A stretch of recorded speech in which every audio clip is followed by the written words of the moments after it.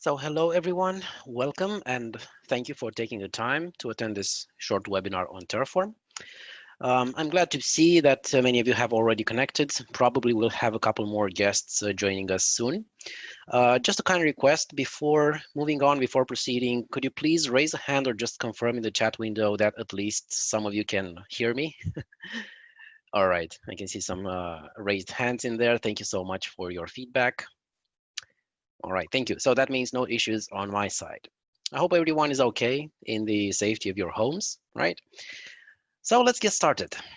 The purpose of this short webinar is to answer some frequently asked questions, which I'm about to show you in just a second, about Terraform, because it's one of the fairly newer tools out there. Most people haven't interacted with it just yet. Some might not even know what it does. So that's what we're trying to address here in this short intro. Of course, this is by no means a dedicated training on Terraform, just some pointers and a couple of answers to point you in the right direction and to help you get started. All right, so speaking of questions, hopefully I will manage to provide the answers to some topics like these. What exactly is and what exactly is not Terraform? It is not a one tool fits all. It does one thing, but it does it very well. Also, how does it fit in this world of DevOps, right? It's a new tool. How does it fit with all the other ones out there? Because DevOps is a huge realm, is a huge environment nowadays. A lot of tools in there, and it's not very difficult to get lost in such a huge ocean of tools out there, especially since some of them are constantly changing and evolving each and every day. Um, does it replace any other tool out there, or does it complement any existing tools that you might be familiar with? We'll also briefly cover some topics about infrastructure as code, something that might not be completely new to you. And finally, we'll try to clear things up by figuring out why exactly do we need Terraform in the first place? Or to put this question in a different light, what problems does it actually help you solve? Right? Because I believe that should be the bottom line in this discussion. So hopefully, after going through these topics here, you will be able to figure out for yourselves if this is the right tool for you, if it can make your job a bit easier, perhaps, or at least more interesting, right? Just a few words about myself. This is me. That's my pre-pandemic face right there, back from when we used to go out more. I started my career in networking a bit more than 10 years ago. I went through the usual suspects of Cisco certifications like the CCNA, the CCNP. I even had my CCIE for 8 years now. Then I steadily migrated towards the DevOps realm, and I'm currently a trainer for Terraform and infrastructure as code, also for Docker and container technologies, and some other networking and security related topics. I also hold the only Terraform certification available at the moment. So that should probably mean that I know what I'm talking about, right? Just a few words about me. Um, Next, a few words about the DevOps Artisan project, since this webinar is part of this project as well. It was created by BitNet Training and was designed with a very strong focus on making people aware of DevOps technologies, while at the same time ensuring that each and every training delivers just enough hands-on practical experience. We aim to train you in such a way so that you gain the required skill set to apply these concepts in the real world, right? On your job or in your, I don't know, hobbies. Something that you usually don't get from a simple YouTube video. And speaking of recordings, this session is being recorded, and you will receive an email with links to the recording and also the presentation. If you have any questions, you can use the Q&A section in the chat window. I'll try to answer as soon as they're posted. But for more complex topics and scenarios, I would strongly encourage you to use the email address on the screen.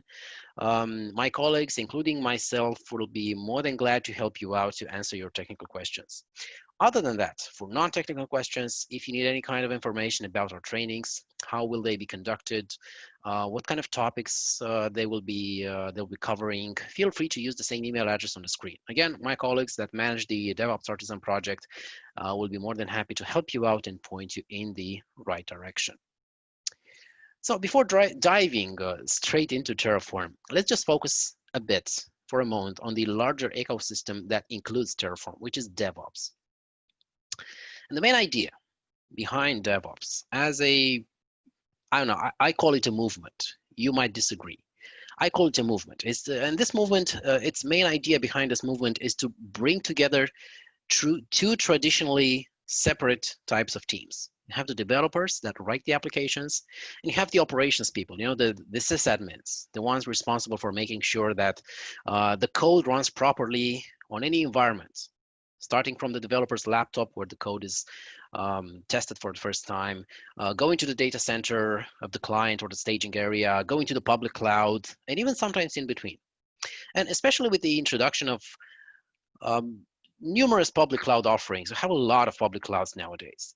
The need to increase our ability to automate and to quickly deploy infrastructure and services has also increased tremendously. Nowadays, when you press that, buy or deploy button in a public cloud, you expect that thing to be ready right away, right, in a matter of minutes. Now, traditionally, developers needed to focus on just building the application, right? Testing it, not worrying about the infrastructure that the code is going to run on, not knowing anything about the customer's environment, perhaps. While the operations people only took care of the physical or virtual infrastructure with, everything in it, like compute, storage, networking, securing access, users, and so on. So if we were to give give a synonym, let's say, to DevOps, I would say that this is collaboration. I would call it collaboration between developers and operations. And this is a more, I would say, more natural kind of collaboration. It doesn't just imply communication, right? Because we probably had that already, right? But it's actually about deleting or at least blurring the lines a bit between these two traditional job roles and also reaching out into the other's area of expertise. So developers need to understand how a cloud infrastructure works so that they can package their apps in a more compatible way. While the operations team need to understand that they are not simply providing the infrastructure, but they are also tasked with running real code, real applications that they should be aware of. All right, so this is the major point in the changes that are brought upon by this DevOps movement. I have a question here. Did not notice any details about the Terraform course on the DevOps Artisan in BitNet. All right, so this is probably going to be addressed right away, right? I will definitely forward this to the people responsible for publishing the schedule or the available trainings on the website. Rest assured, you will find Terraform in there. All right, but thank you for pointing it out.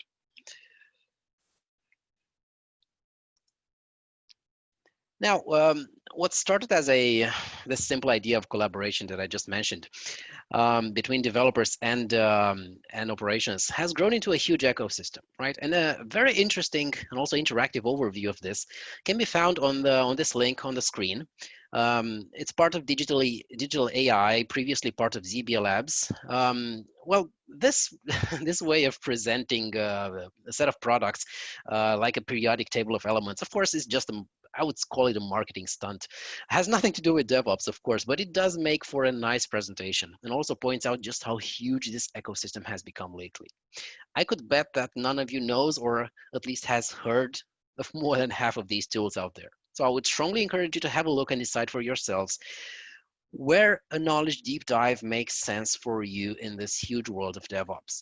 Play with this link for a bit, figure out which of these makes sense for you in your future career. Now, to reach it, either use the link on the screen or just Google search for, I don't know, periodic table of DevOps, or just wait for the PDF presentation to arrive in your inbox after the webinar.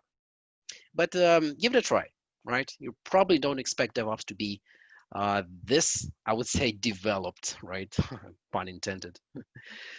So to help navigate this DevOps ocean, we at BitNet, and especially the people in charge of the DevOps Artisan project, have defined several learning paths, right, to guide you in this journey. And these learning paths look something like this. And they're aligned with specific job responsibilities and include what we consider to be the most relevant tools in each specific field, right? Taking you from an associate level to an expert level or from zero to hero, we cover pretty much the entire DevOps loop. right? Starting from writing and manage the application code, moving on to building and release automation with Jenkins, configuration management with tools like Ansible, Chef, Puppet, deploying and shipping your apps using Docker containers. Also going one step further beyond just containers and doing some orchestration with Kubernetes, monitoring with Elastic Stack, which you might now know as the ELK stack, right? Made up of Elasticsearch, Logstash, and Kibana. Prometheus from time series databases, great for monitoring, and of course, security in DevOps tools. By the way, this slide is just the current state of affairs. We are constantly adding more technologies to our offerings. We're not removing anything, you know, unlike Netflix or Game Pass. So we're adding more and more just to cover as much as we can out of this huge DevOps realm. All right, so enough marketing. Let's move on to today's topic on Terraform. So what exactly is Terraform? Now, if we were to start describing Terraform, we could start from the official definition, which is this one, and which will probably lose you as its audience around the middle section. So let's try a shorter one. The short definition that you will find in a lot of places on the internet is infrastructure as code. It's very comprehensive. It's 100% correct. And this is the concept that we'll be coming back to in just a moment. It doesn't exactly help you put a finger on Terraform and what precisely it does. So I would say the better definition would be this third one, which is a definition that is tweaked by me over the course of the past 1 or 2 years since I've been teaching Terraform. So it basically is a tool for defining a virtual infrastructure, right? So you're creating virtual infrastructure. And we talk about virtual infrastructure, we refer to public clouds, we refer to virtual infrastructure that might be living in your own on-premises data center. It doesn't matter if it's a private, public, or hybrid cloud. And in order to define that virtual infrastructure, Terraform lets you use code, right? It's just text code in a human-friendly language, right? And then you can use that code, that piece of text, and you can deploy it across a variety of cloud providers. And this is a very important idea here because Terraform does not tie you to one single cloud provider. Actually, Terraform works with hundreds of cloud providers. Yes, there are hundreds of cloud providers out there. So what kind of problems is Terraform actually attempting to solve? Well, to start the story here, I would say that a long, long time ago, everything was deployed manually and then managed by hand.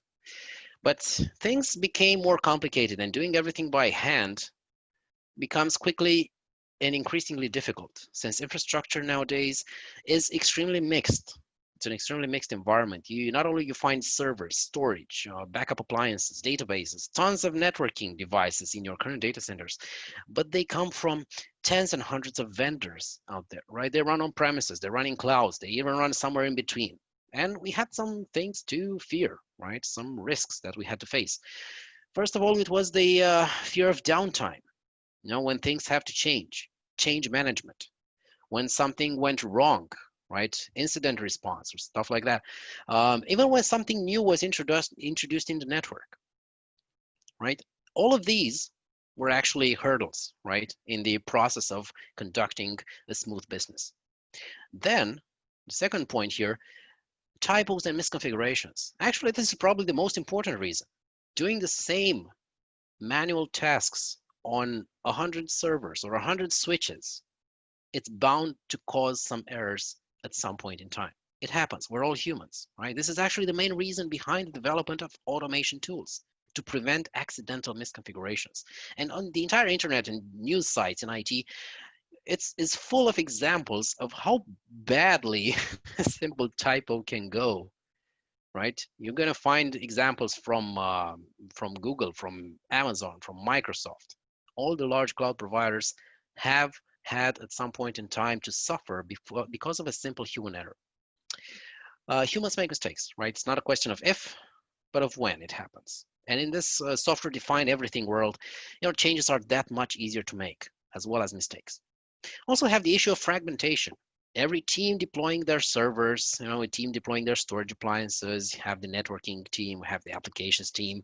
It's very difficult to have a true high-level overview of what's going on in the enterprise network, right? Now, there are a lot of tools out there which are marketed as being a single pane of glass for your enterprise environment, no matter how large or how complex it is. I'm sure you're aware that none of them are going to provide you 100% that single pane of glass where you don't need any other tool out there to figure out what's running in your environment. And this also causes inconsistent deployments because you have a lot of synchronization overhead between these various teams. And usually this, this synchronization overhead between people, between teams, is usually the hardest thing to do and the weakest link. And also the last point here on the slide, another thing to fear is what happens if the sysadmin goes on vacation, right? What do we do if something breaks? Nobody knows how to fix it. Nobody knows how those servers have been configured. Nobody knows how those switches have been configured. Nobody can make those changes. Nobody can fix them. So this is what we're trying to address. This is what we're trying to fix. And the entire world actually attempted to address these previous issues, firstly with infrastructure as code, and later on specifically with Terraform. So what does infrastructure as code mean? Well, as the name implies, it is nothing more than a practice of describing your infrastructure using a well-defined language or code. Well, okay, it's just a different way of doing things that we've been doing up until this point, but why is this better? Well, because developers now, since DevOps haven't happened, have to work with infrastructure as well, and it's easier to treat and describe your infrastructure as you would describe your code. So you can have things like code reviews, code versioning. You can check it in GitHub. You can revert to a previous version when something goes bad, just like regular code. You can integrate it with some, automation entities like a CI/CD environment or a CI/CD pipeline. You can reuse well-written pieces of code so that you don't have to reinvent the wheel every time, and much, much more. And keep in mind, this is not just a way of working with code, but this actually reflects on actual infrastructure that gets deployed in your environment.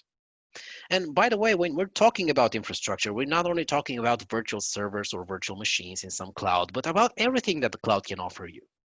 If you look in the AWS console in Amazon, you're going to see that virtual machines and storage and networking are just 3 items in a service offering that is way over 100 types of services that you can currently buy on Amazon.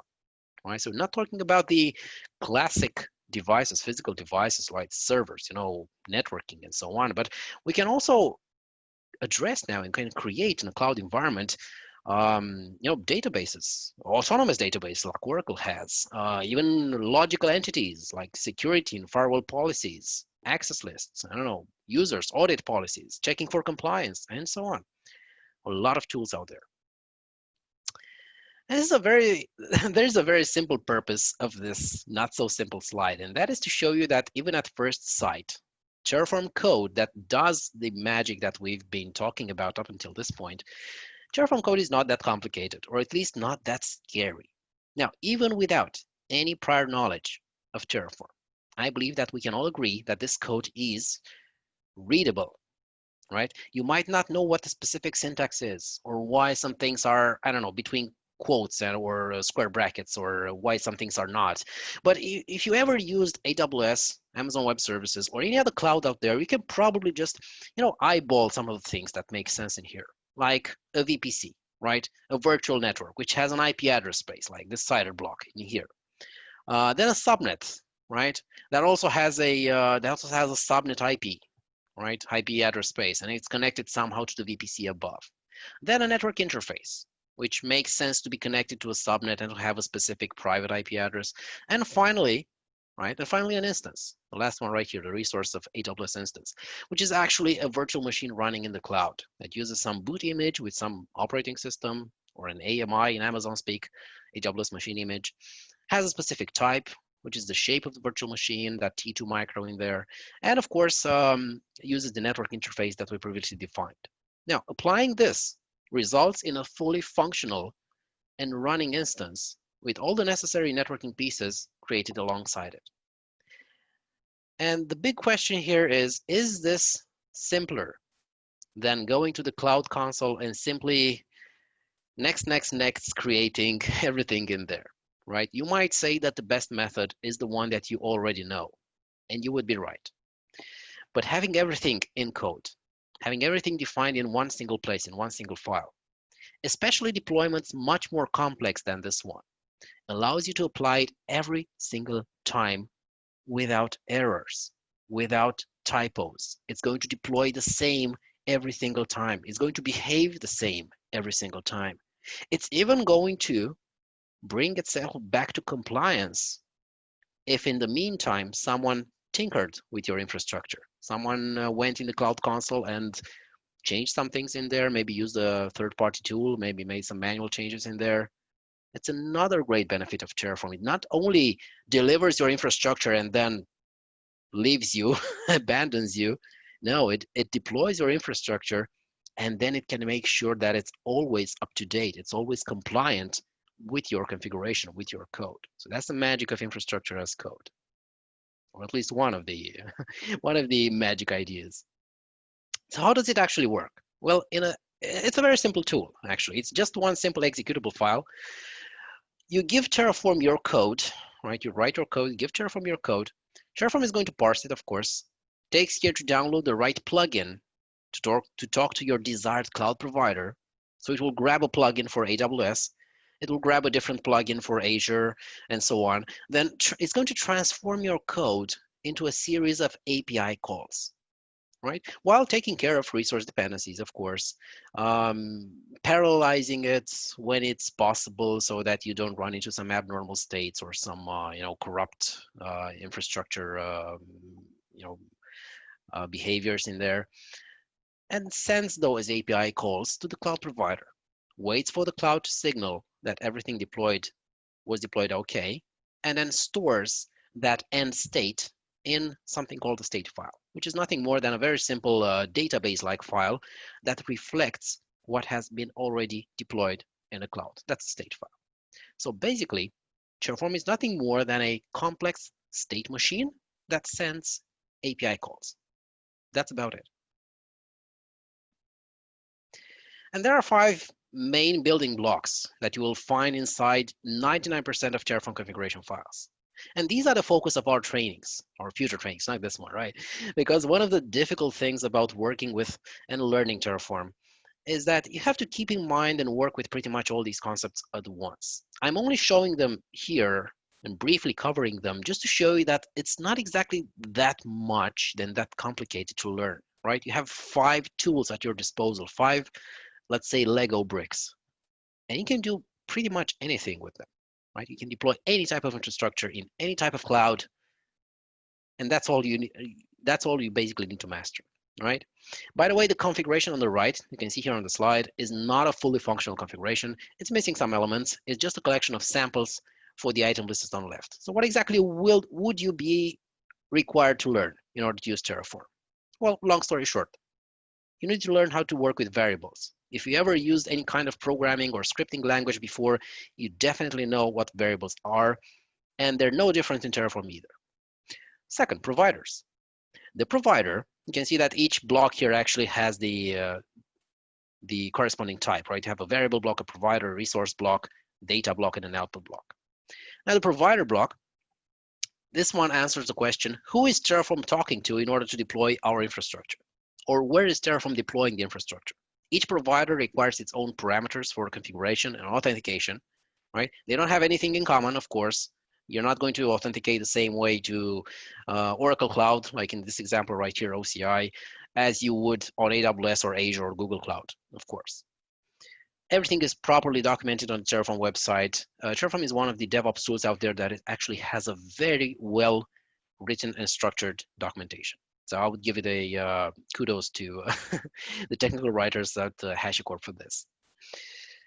Probably the most important one is the third one here, the resource. Now, resources define something that actually gets created by Terraform in a provider cloud, right? We talked about creating infrastructure. Well, this is a piece of infrastructure, and Terraform calls it a resource. It might be some functional components, such as a virtual compute instance. It might be a user. It might be a storage entity like block storage, object storage, stuff like that. Or it can be a logical resource, such as an application, a service, or a policy, right? Data sources. Second to last one. Data sources allow you to extract information that's already in the cloud. Very useful for 2 things. You can extract some information that's already in the cloud, but you cannot modify. things like, I don't know, I would like to get the list of regions that I have access to, or the list of availability zones, or the list of, I don't know, fault domains within an availability zone, stuff like that. Secondly, very useful if you already have some infrastructure deployed in the cloud, right? This allows you to read information, to extract all the API can provide you about some piece of infrastructure, about a resource that has already been deployed, it's already running in the cloud, but it's not managed by Terraform. So it can work with things that are not under its management. And it can also import existing resources, because this is a question that extremely often pops up in basically every Terraform training I had before. How do we import existing resources into Terraform, right? If I've decided I want to use Terraform from now on, that's great, all right. But I already have some infrastructure running in there. I have some virtual machines, I have an, I don't know, authentication server, I have some users defined in there. How do I import them into Terraform? Well, short answer is it is possible.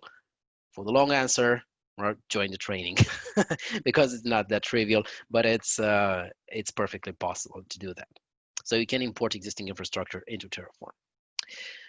And finally, output variables. This is a very simple one here. It's just a way to organize data so it can be easily queried and shown back to the Terraform user. I'm going to see this in a short example at the end of this, in a short demo at the end of this presentation.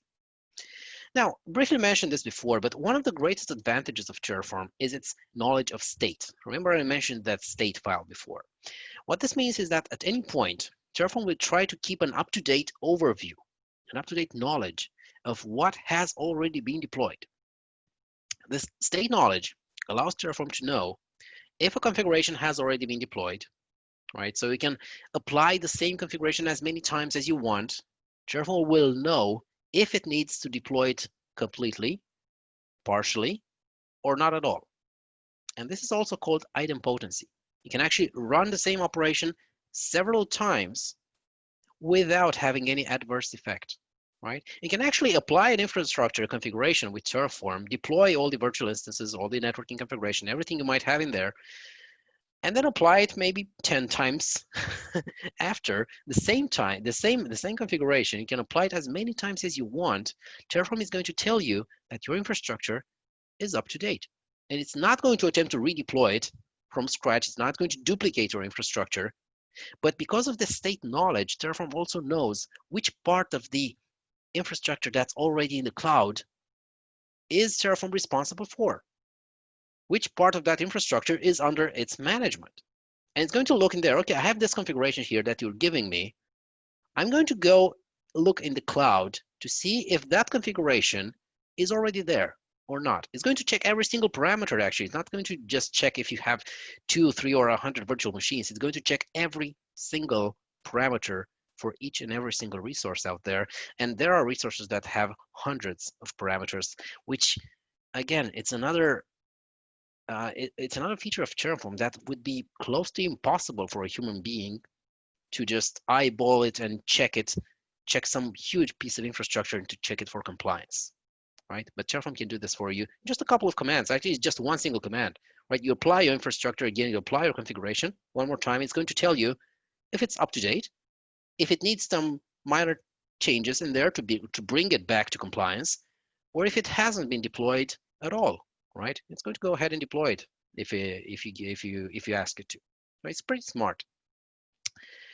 And again, this is called idempotency, the ability to run the same operation, the same command multiple times without adverse effects. It also allows Terraform to figure out if something has changed from your desired configuration. Perhaps someone made some manual changes in the Cloud Console or by using some other tool, right? Terraform can not only detect those configuration drifts, but can also magically, I would say, generate the necessary list of steps, the list of API calls that are required to bring your infrastructure back to compliance.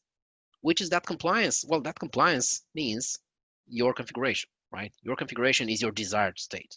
If it's compliant with your configuration, with your code, then, well, your infrastructure is in compliance. So Terraform actually keeps track of 3 states. You know, the desired state is the one that you write in your configuration file. That's what you want to have. That's what your intention is, your desired configuration. Terraform will read your configuration file to determine this desired state. You have the actual state, which are how are things actually looking In the cloud environment, is it fully compliant with the desired state or partially or not deployed at all? Terraform will have to go online, talk to the API, and ask the cloud provider about the state. And finally, the known state is Terraform state file, the one that it's stored right next to your configuration file. Well, Terraform automatically generates it. You don't have to work with it.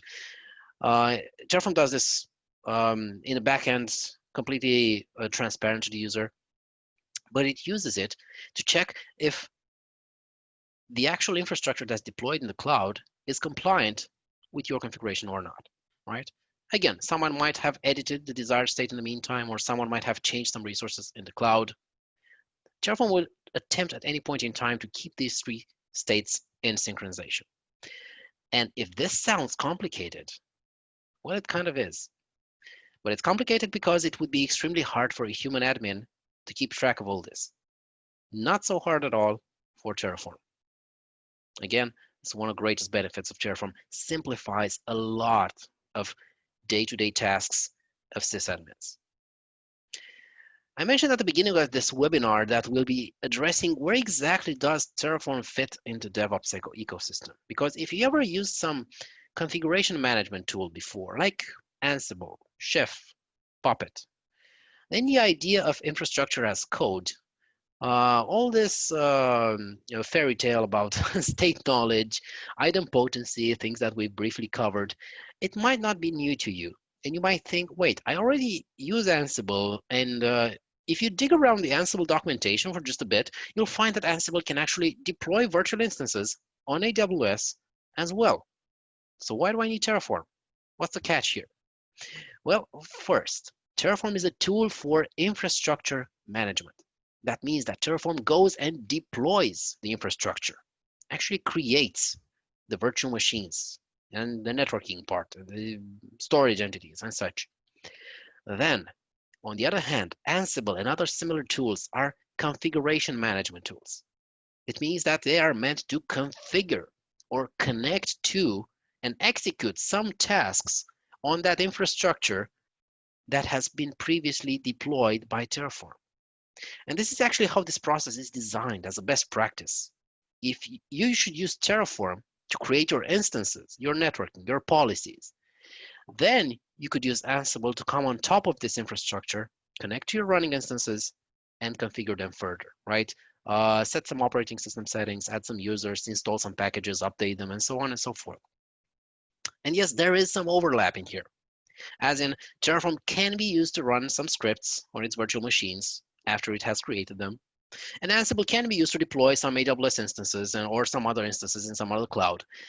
But this cross-functionality is extremely limited, lacks visibility, and lacks state knowledge.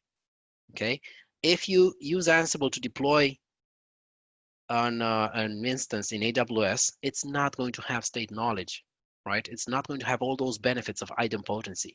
Similarly, if you use Terraform to configure and install perhaps Apache and MySQL on some virtual machine that you just deployed, it will install them, but it's not going to have any knowledge of state. It's not going to have any idempotency features in there. So it's a very, very limited, right? Each tool is the best at what it was designed to do.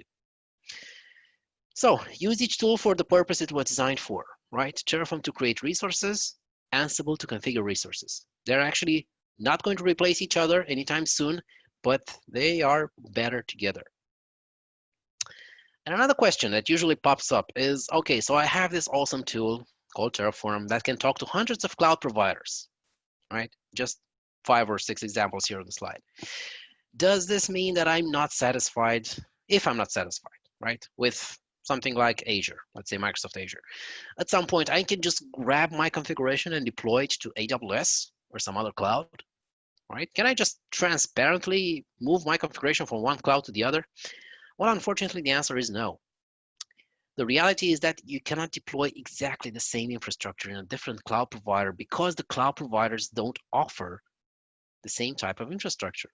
The servers, the load balancers, the databases offered by Amazon are very different from those in Azure and Google Cloud and Oracle Cloud or any other cloud out there in terms of features. How do you configure it? Management, security, scalability, monitorability, if that's a word.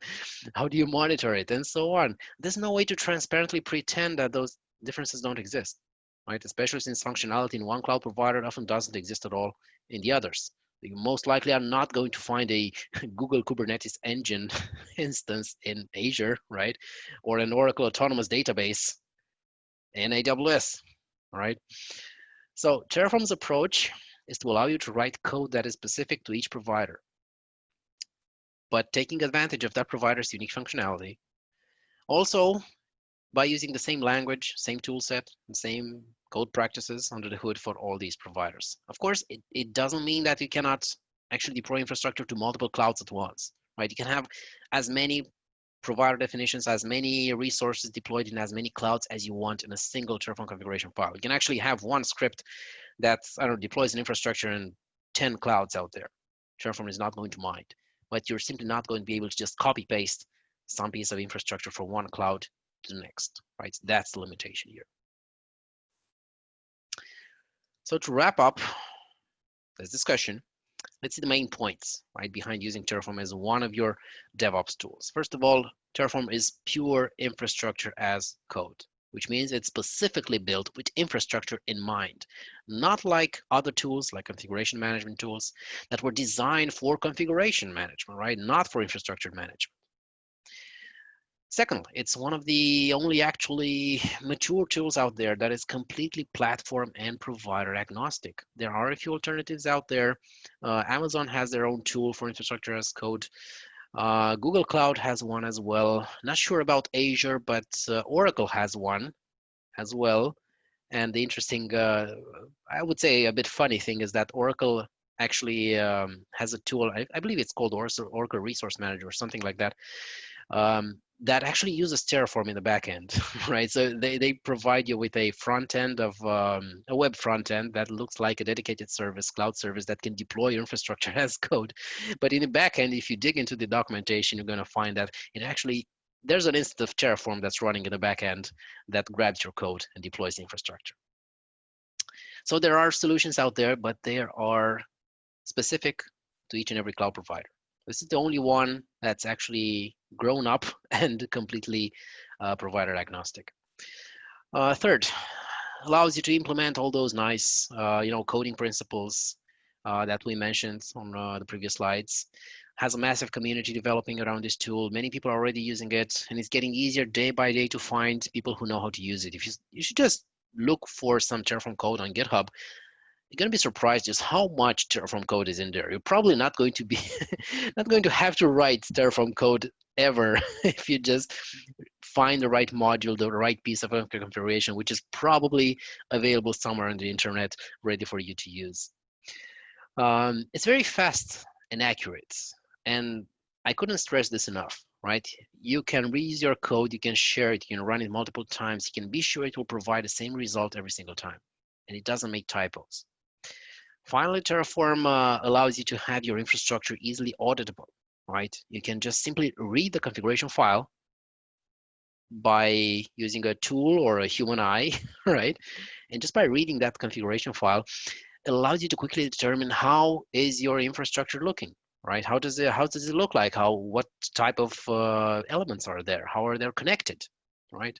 And even you can make some security audits in there. Some people might use a Terraform configuration, look at some security policies and figure out, well, there are some traffic flows in here that shouldn't be in there, right? Some ports that are open between two subnets that shouldn't be, right? So again, security auditing is another advantage that you can very easily solve just by looking at a Terraform configuration.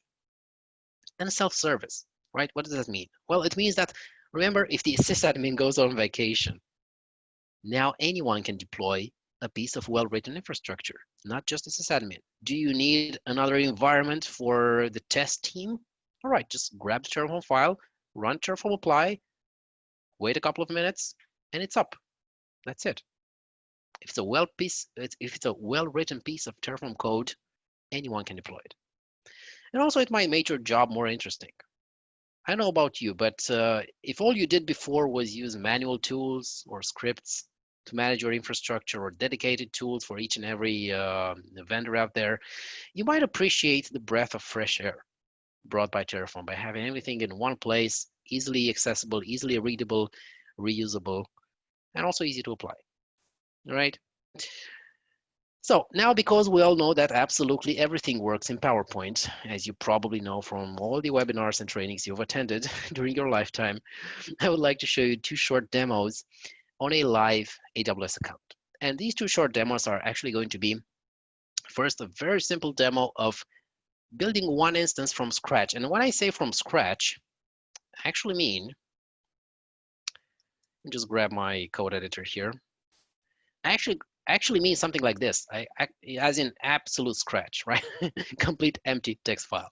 So let's see how hard or how easy it's going to be to deploy a running instance, running virtual machine in AWS, starting from this, from nothing.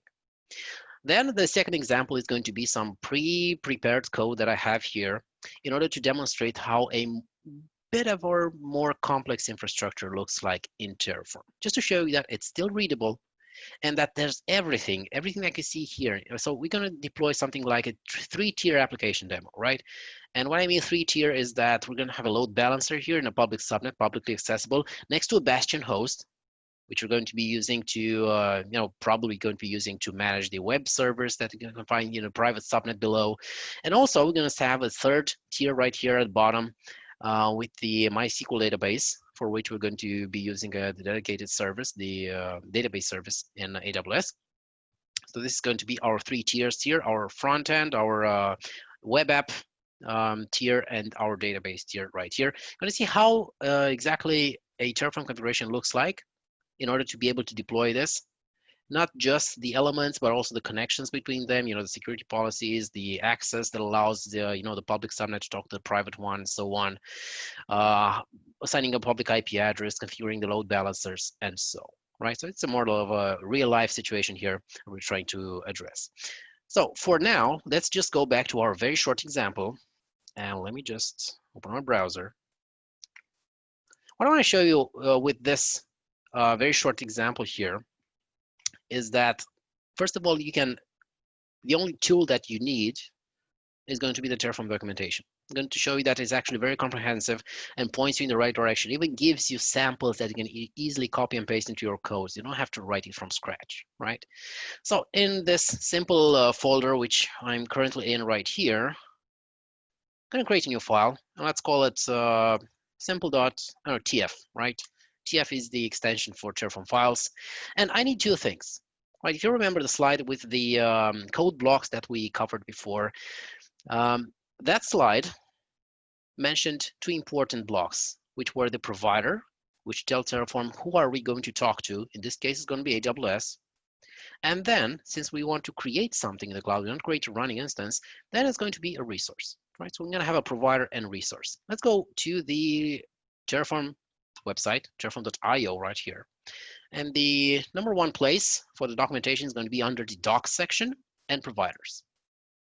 Under providers, by the way, you can just filter for major cloud providers. You can see the major cloud providers that are supported by Terraform. No surprise here. Things like Microsoft, Google, Amazon, VMware, right? But if you just look at an overview of all the providers that are supporting, you see that there are actually hundreds of providers in here. Things that you might not probably expect. Some things like, I don't know, Cisco ASA, the firewalls, Cisco ACI for the software-defined networking. You can even manage Kubernetes with Terraform. Now, how awesome is that? I don't know. I'm sure you can recognize a lot of things in here. You can even manage Terraform with Terraform. DNS, Datadog, Nutanix, one-on-one, Docker, F5, application delivery controllers in here. So a lot of things that you might have thought about them as being, public services or things that are can be installed in your data center. They can actually be managed by Terraform as long as they have an API in there. And it's not exactly the entire list of providers. You all have community providers at the bottom right here. Things like Fortinet, GitHub, Ansible, Gmail, right? This one is a funny one. Puppet, and so on, right? So a lot of things here that can be managed by Terraform. Have a look under the documentation section in providers. you're definitely going to find a lot of things in your current infrastructure that can be managed by Terraform. So don't just think it's for public clouds out there. No, anything with an API can be managed by Terraform. Let's get back to our mission here. So we're going to jump into AWS. This is the main root of the documentation for AWS.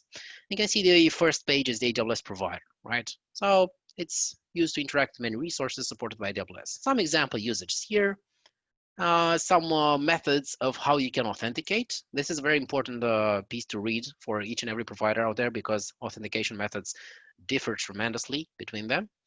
So one of the most basic ways would be to just paste my access key and secret key here, which is just an API key that you can easily generate on the AWS console. I'm not going to paste them in here. I already have them prepared somewhere else, but we're going to use this very simple code snippet right here. I'm not going to use the access key at all.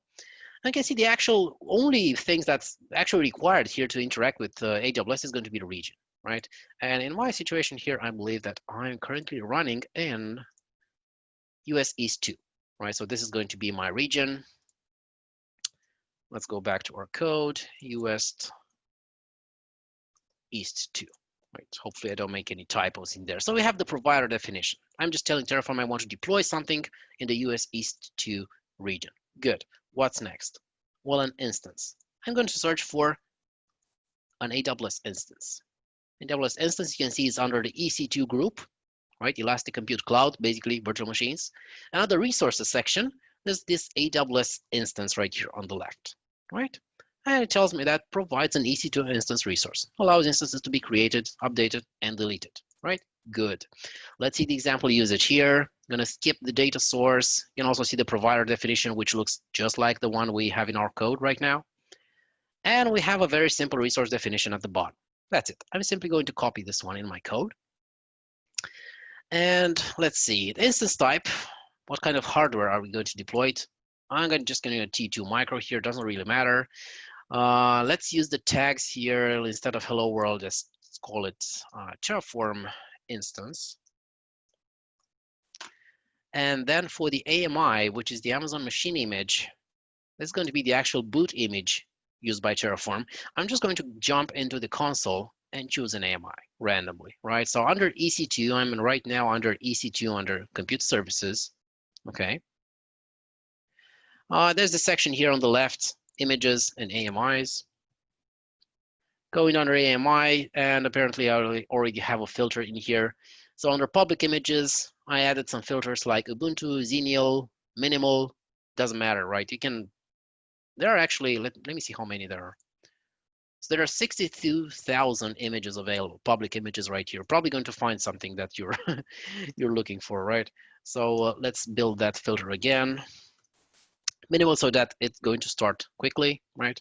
Doesn't matter exactly which version is or when it was compiled. I'm going to use this AMI ID right here and paste it in here as a string.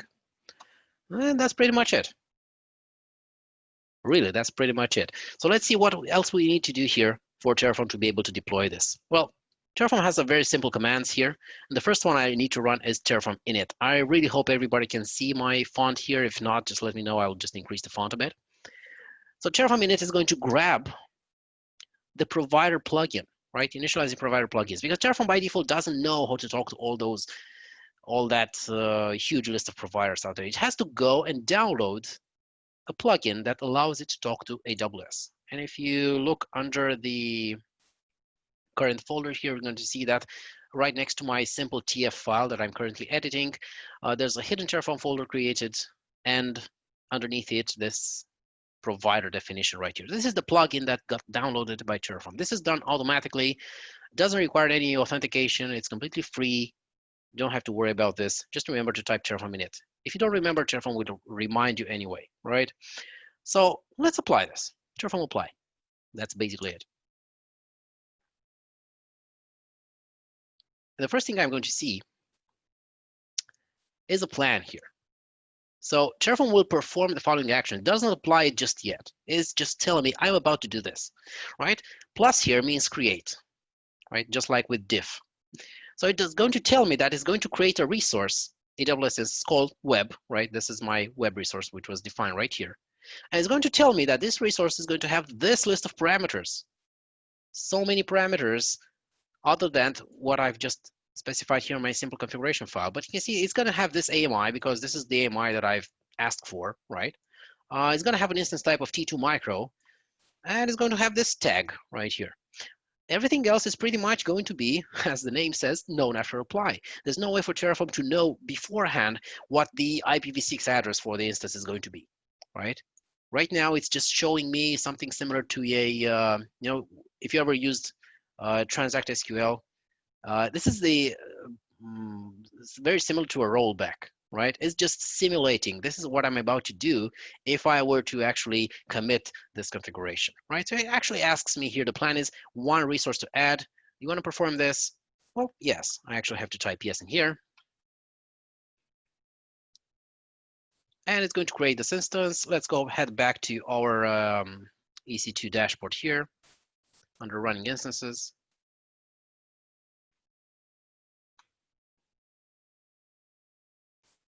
US East 2, US East 2, let's see, where is it?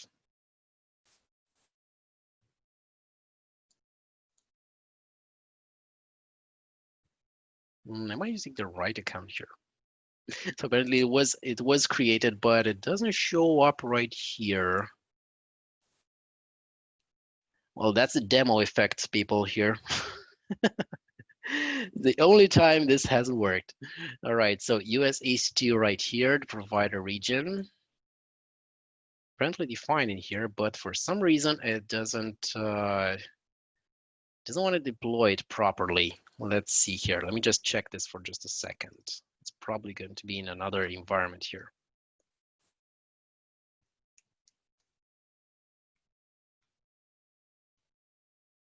It was created apparently in a different account, probably.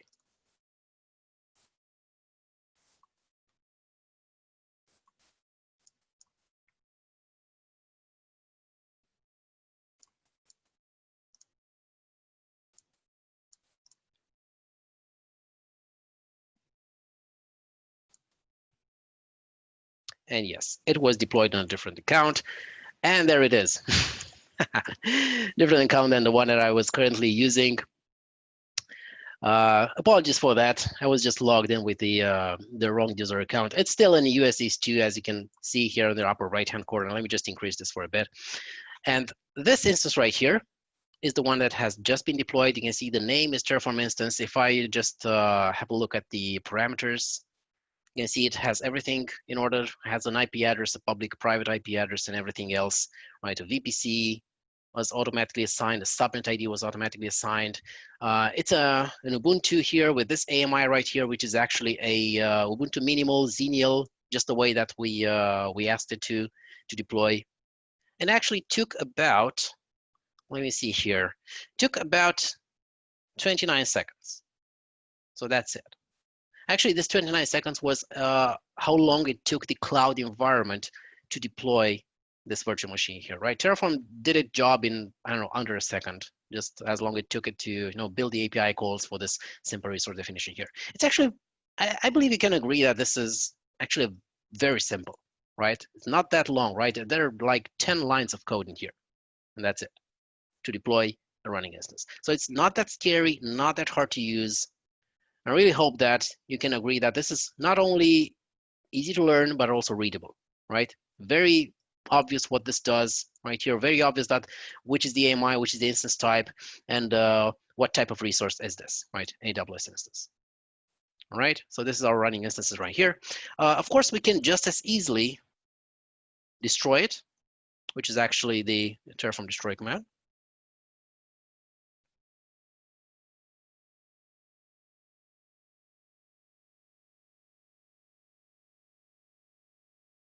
It's actually checking the state for this ID right here. This ID, the one that ends in 850, you can see that's the ID of our instance right here under instance ID. So it's checking to see, well, I'm trying to destroy this infrastructure, this configuration. It's going to connect to the cloud and ask, well, is this resource already deployed? Do I have anything to destroy in there? And yes, it found that there is one type of resource that is going to be destroyed. The exact same resource right here, going to tell me that all these parameters here are going from their known value now to null, right? So they're going to disappear actually. And it's telling me that the plan is one to destroy. Do you want to do it? Yes, right? If you go back to the cloud environment right here, if you refresh this, you're going to see that this instance is going to be destroyed right now.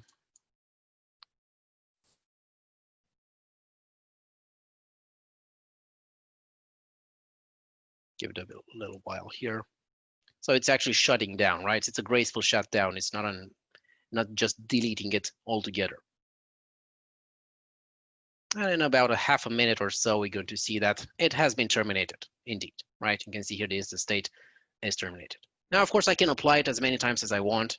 And also, after I apply it once, second time I apply it, Terraform is going to just as easily tell me that, well, this infrastructure has already been deployed and there's nothing else to do, right? And the other example that I wanted to show you, just to give you a brief overview, not going to wait to deploy this one because this is going to take a while. Actually, the load balancer takes a lot to deploy, and also the MySQL instance here takes a good number of minutes to start up. I'm going to show you the Terraform code for this, and if you want, I can also ask my colleagues to send you the zip file for the Terraform configuration for this infrastructure right here, and you will receive it along with your presentation and recording of this session, right? So moving further from this simple example here, this three-tier example actually is going to look something like this. On the left-hand side, you can see I've grouped all the types of resources in different Terraform files. So starting with, let's say, we have a load balancer, the Bastion host, web servers, and the MySQL database, right? If we start with the networking part, right? I'm going to have some resources here of type VPC, Virtual Private Cloud, so which is the actual network where everything is going to run. Have a CIDR block here, which is the IP address space of that private network. We enable DNS support. We enable DNS resolution for the host name. So you can see it's pretty easy to read to figure out what this code does. Also have some tags in here. The internet gateway, right, which connects to a VPC, which is previously defined right here. Again, this kind of makes sense, right? You're gonna have an internet gateway as part of a VPC. DHCP options, domain name servers. This is something that I'm going to attach to a VPC, as you can see here. The resource of type VPC DHCP option association. I'm attaching these DHCP options to the VPC so that anytime a virtual machine requests an IP address from this VPC, they're going to automatically receive these IP addresses as their DNS servers. Again, kind of makes sense. Finally, some subnets in here, public subnets, again, of type AWS subnet, just another type of resource out there with an IP address space connected to a VPC. Of course, you cannot have a subnet outside of a VPC. The web subnet here, again, for the web servers, just identical to the public ones. The database subnet, again, a subnet for the database server as well. And a default route table. All right, default route table that simply uses the same VPC that we've defined before, right? And it's just a way to allow us to have a default route to the gateway ID, which points to the internet gateway, right? This allows us to have communication to the outside world. This is the networking part, okay? Then we also have the web servers right here, which are just as the same type AWS instance, the one that we've just created in our simple example here on the left. I have a couple more configuration items in here. So for example, of course, we're going to have the instance type. We're going to have the AMI defined here again, but this time we're going to attach it to some security groups. Right, going to attach it to a specific subnet, not just a default one in there. Going to have a specific number of web servers. This count here is actually a very easy way of multiplying, having multiple web servers. Remember, we have a load balancer in there as well. Right, this is the Bastion host configuration, another resource of type AWS instance. The elastic IP definition here for the load balancer, the elastic IP association, the private IPs, actually the outputs here It's going to provide you with an output at the end. After you apply this code, it's going to provide an output that says, well, this web server has this private IP address, this web server has this private IP address. So you can reach the load balancer on this IP address and so on. And the definition of the security groups, right? You ever used AWS, it's probably not going to be anything new for you here. So you have ingress entries in here, source port, destination port, protocols, and so on, and also egress as well. All right, another security group, this one for the public access. For the public, we only have ingress from port 22 in order to allow SSH access. For the private one, you can see we also have ingress on port 8080 because this is the port on which the web servers are listening on, and they have to be able to accept connections from load balancer. All right, so this is the web part. Finally, the database.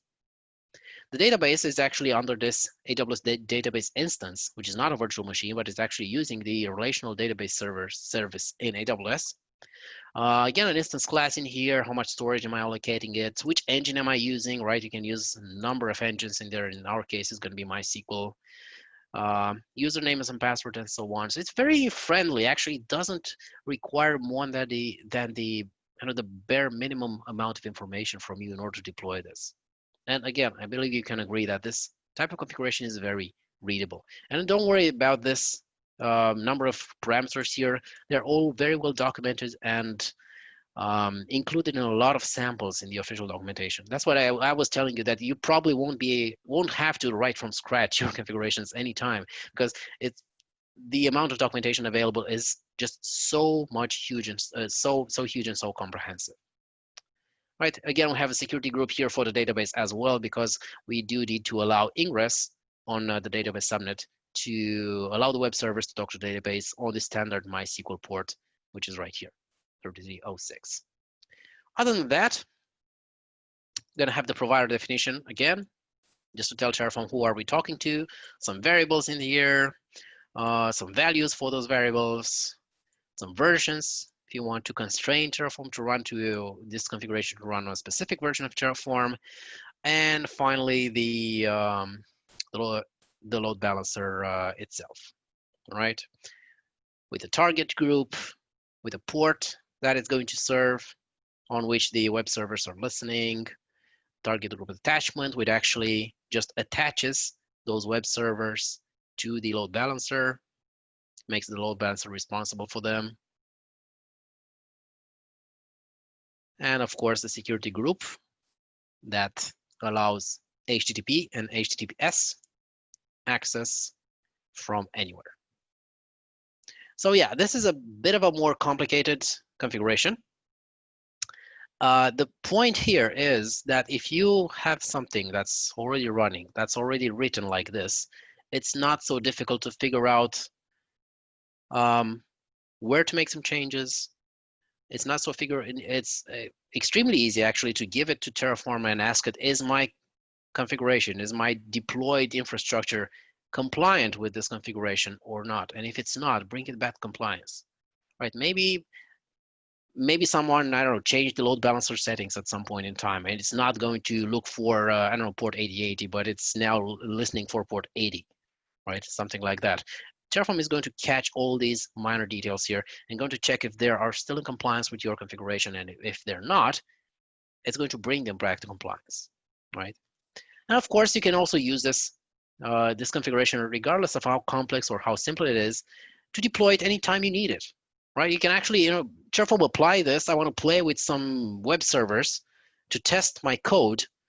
Just apply it, wait for a couple of minutes for that infrastructure to spin up, run your code, do a demo for a customer, do something that you might need, and then just type a Terraform destroy, and in another couple of seconds, everything will be gone, just like that, right? You don't have to go through the creation of all these elements in the cloud infrastructure and remember, well, did I miss anything? Did I forget some security group? Did I forget some associate or attachment between the servers and the load balancer, stuff like that? It's really hard to troubleshoot things in a complex environment. Have everything in one place, it's much easier to find those mistakes and fix them, right? So yeah, we will provide the code for this 3-tier application, so no worries about that. So this is basically what I intended to show you in this short webinar here. This is just about scratching the surface of Terraform. I try to cover as many relevant aspects as possible, and you probably figured it out by now that there are a lot of aspects of Terraform and a lot of things to grasp before you can fully master it. But for an in-depth view and for more practice and less theory, just send an email to ask for more at DevOps Artisan. Make sure you ask for more, and my colleagues, myself included, will be more than happy to accompany you on this journey. Right? So thank you so much for attending this webinar. Thank you for spending a bit of your time, probably the most expensive resource on this planet. And truly hope I managed to make it interesting, useful, and time well spent. So enjoy the rest of the day. Go play with Terraform on your laptop. It's very easy to install. It's just one single executable file, completely free. And perhaps we'll see each other again in a dedicated by the book Terraform training in the future. Thank you.